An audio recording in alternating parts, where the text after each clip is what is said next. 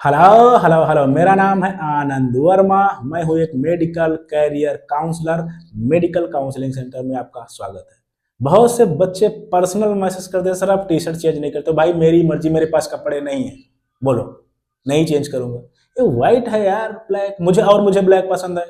मैं काला कपड़ा, एक समय था मैं सिर्फ काला ही कपड़ा पहनता था, भूत वाला। चलो ठीक है, आ जाओ बात करते हैं कि भाई आपकी चॉइस फिलिंग कैसे करनी है, किन किन बातों का ध्यान रखना है। और अभी चॉइस फिलिंग की डेट नहीं आई है, क्योंकि एमसीसी अभी 17 तारीख तक अपना ही ड्रामा कर रहा है। ठीक है, आप ऑफिशियल साइट पे जाके देखोगे, देन वहां पे केवल रजिस्ट्रेशन की डेट दे रखी है अभी तक। अभी कितना हुआ, 11 बजा हुआ है। ठीक है, आ जाओ बात करते हैं।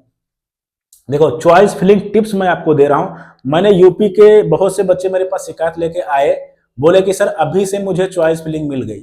यानी जो सस्ते काउंसलिंग प्रोग्राम होते हैं, चॉइस फिलिंग दे दिया। भाई अभी सीट मैट्रिक्स नहीं आई है, ना ही डेट आई है, ना ही स्टेट मेरिट लिस्ट आई है। चॉइस फिलिंग तुमने दे कैसे दिया?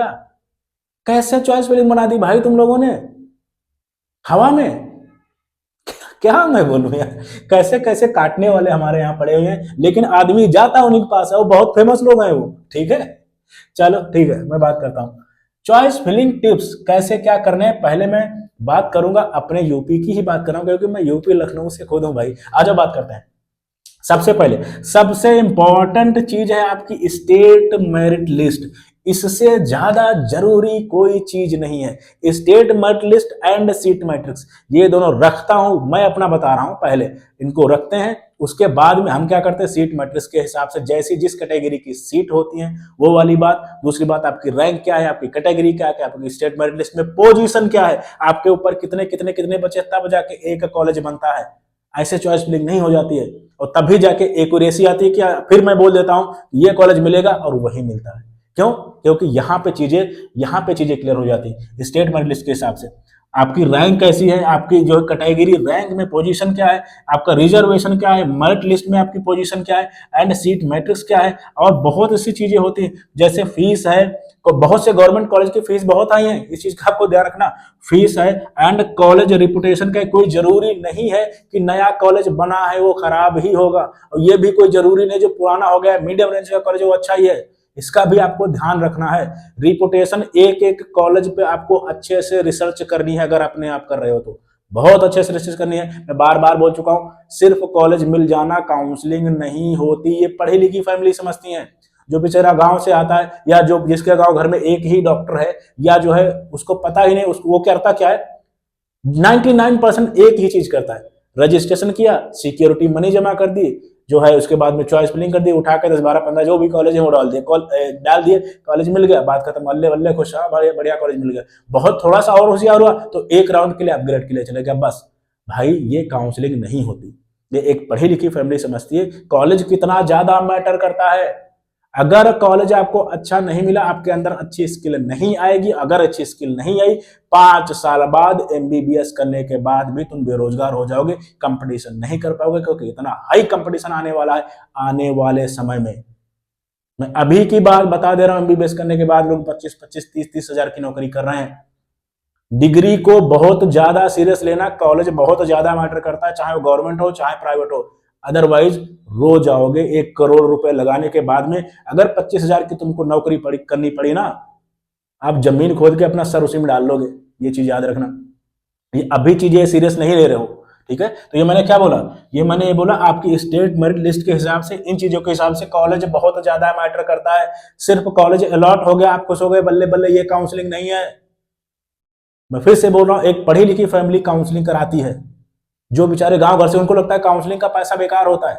नहीं, ये भी एक फील्ड है, और ये सारा डाटा रिसर्च करने में ना कर ही नहीं पाओगे, नहीं कर सकते, अपने आप नहीं कर पाओगे। बस यही कर लोगे, चॉइस फिलिंग आगे भर दिया।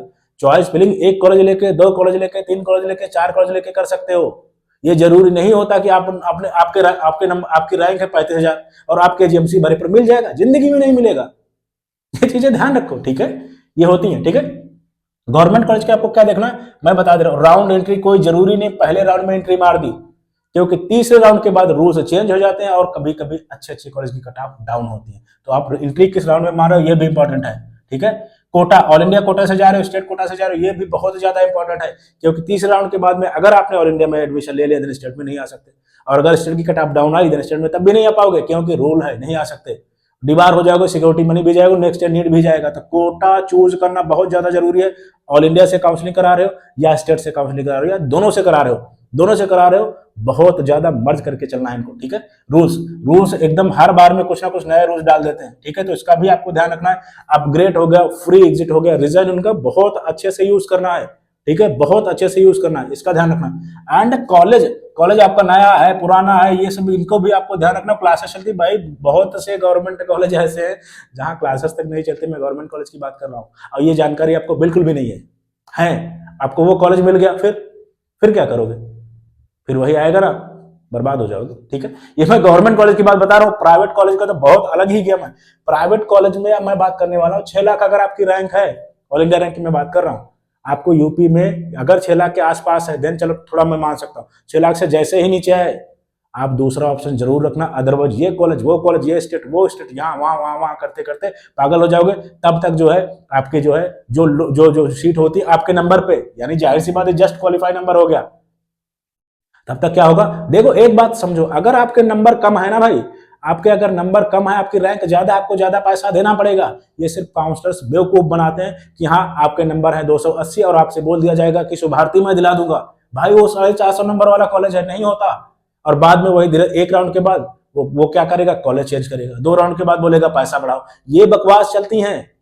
इस स्टेट में करवा देंगे, उस स्टेट में करवा देंगे। बहुत ही कम जेन्युइन काउंसलर्स हैं जो सीधा बोलते हैं इतना नंबर है, मैं अपना बता रहा हूँ, इतना नंबर है भाई, इतना बजट लगेगा, बस सीधी सी बात। और मैं गारंटी लेता हूँ सारा कोई नहीं करवा सकता। अगर मैं नहीं करवा पाए, कोई नहीं करवा पाए, बस आपका काटा जा सकता है, सिर्फ और सिर्फ काटा जा सकता है, कम फीस के नाम पे, अच्छे कॉलेज के नाम पे। ये चीज याद रखना, क्योंकि मेरिट होती है, रैंक होती है, ठीक है, इसके हिसाब से चीजें होती है। और बहुत सीधे बोलने वाले काउंसलर सही नहीं। आप उनसे कहोगे मैं 50 लाख, आपके नंबर 250 है, अगर उनसे कह दोगे मेरा 60 लाख बजट है, वो कह देगा हाँ मैं 60 में करवा दूंगा, नहीं करवा पाएगा, वो कभी जिंदगी में नहीं करवा पाएगा। फिर क्या करेगा? फिर बोलेगा या तो बजट बढ़ाओ, या स्टेट से धीरे धीरे करके वही 250 नंबर में 1 करोड़ के बजट के आसपास आप आ जाओगे, या तो कॉलेज नहीं मिलेगा। ध्यान रखना, बहुत ज्यादा बकवास है, बहुत ही कम जनरल काउंसलर, इस चीज का ध्यान रखना। अगर आप प्राइवेट मेडिकल कॉलेज की काउंसलिंग के लिए जा रहे हो, देन आपको क्या करना है? बहुत ज्यादा एनालिसिस करनी है एक एक मेडिकल कॉलेज की। जिस हिसाब से आपका बजट है, जिस हिसाब से आपके नंबर है, उस हिसाब से एक एक कॉलेज के और क्या क्या एनालिसिस करनी है, लाइक क्या क्या बजट आपका कितना है, बजट कितना है, हिडन फीस कितनी है, क्योंकि 65 का 70 हो जाना है, हिडन फीस कितनी है। देखो वैसे साइड पे तो 2 ही चार्जेस दिखाते हैं, कौन से चार्जेस? एक होता है ट्यूशन फीस, दूसरा मिसलेनियस चार्जेस, हॉस्टल का इतना है, ये सब ड्रामा इतना है, लेकिन उसके अलावा भी बहुत चीजें होती हैं, ठीक है। पासिंग परसेंटेज याद रखना, अदरवाइज वहां पे जो है 5 का 8 साल करोगे, ठीक है। लोकेशन, कॉलेज की लोकेशन भी ध्यान रखना है, लैब चलती है नहीं चलती, क्लासेस चलती है नहीं चलती, ये भी ध्यान रखना। और वहां पे सिक्योरिटी, सेफ्टी, फूड, ये सारी चीजें भाई आपको ध्यान रखना है। ये नहीं होना चाहिए कि जो सेफ्टी है ही नहीं, कोई रात में घूम रहा है, दिन में घूम रहा है, ये भी चीजें होती हैं, ठीक है। और फ्यूचर प्लान ट्रेंड, यानी हमारे जो गवर्नमेंट का है वो प्लान क्या है? गवर्नमेंट, क्योंकि आपने देखा यूपी में या हर जगह प्राइवेट मेडिकल कॉलेज के ज्यादा पैसे बढ़ रहे हैं, आप अफोर्ड कर पाओगे? बीच में पैसा बढ़ा दिया, ये चीजें आपको ध्यान रखनी है। ये नहीं होता, क्योंकि इनके जो प्राइवेट मेडिकल कॉलेज है ना, कुछ खास रेगुलेशन इन पे गवर्नमेंट का है नहीं। कोर्ट ज्यादा क्या हो जाते हैं? कोर्ट केस हो जाते हैं, वो चलते रहते हैं अपने, ये चीजें हैं, ठीक है। तो और हॉस्टल एंड कॉलेज में पेशेंट फ्लो, ये भी मैटर करता है। पता लगे कॉलेज बनाए 500 किलोमीटर दूर शहर से, वहां पे बिल्ली भी नहीं जाती, तो पेशेंट ही नहीं जाएंगे तो एक्सपेरिमेंट चीजें कैसे चलेगी? इसका भी आपको ध्यान रखना है, ध्यान रखना है। ये मैं आपको बहुत जिम्मेदारी से ये चीजें बोल रहा हूँ, और इतना आपको सीधे तरीके से कोई नहीं बताएगा। तो चॉइस फिलिंग कैसे करनी है, स्टेट मेरिट लिस्ट में पोजीशन, ये इसको देख के मैं करता हूँ। बाकी आपको क्या ध्यान रखना है अगर अपने आप कर रहे हो, ये चीजें, और ये चीजें बहुत ज्यादा ध्यान रखनी प्राइवेट मेडिकल कॉलेज के लिए एंड गवर्नमेंट मेडिकल कॉलेज के लिए। इतना ज्यादा डाटा लगता है तब एक काउंसलिंग होती है। और भी प्रीवियस ईयर दुनियादारी ये तो छोड़ दो, एक एक कॉलेज की एक एक सीट का डाटा लगता है, और अपने पास होता है पूरे भारत के मेडिकल कॉलेज का, एमबीबीएस, बीडीएस, बीमस, बिचमस, सब जितने का, अंदर की बातें, बाहर की बातें, इस चीज का आपको ध्यान रखना है।